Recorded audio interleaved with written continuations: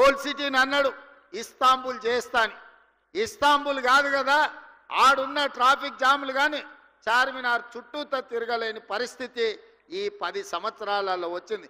వర్షం వస్తే వరద నీళ్లు హైదరాబాద్ రోడ్ల మీద వరదలై పారుతున్నాయి తప్ప కనీసం మేము నిర్మించిన నగరంలో మురికి కాలువలు కూడా ఆనాటి ముఖ్యమంత్రి గారు, ఆనాటి మున్సిపల్ శాఖ మంత్రి గారు ఈరోజు గొప్పలు చెప్పుకుంటున్నారు కానీ కనీసం డ్రైనేజీ కాలువలు కూడా తవ్వే ప్రయత్నం చేయలే.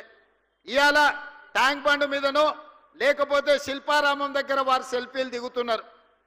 వారు సెల్ఫీలు దిగి సెల్ఫ్ డబ్బా కొట్టుకునే శిల్పారామం కూడా ఆనాడు కాంగ్రెస్ పార్టీని అభివృద్ధి చేసింది, వారు మర్చిపోయినట్టున్నారు. వారు అప్పుడప్పుడు ట్విట్టర్లో పెట్టి హైటెక్ సిటీ ఆనాడు మనం చేసిందే.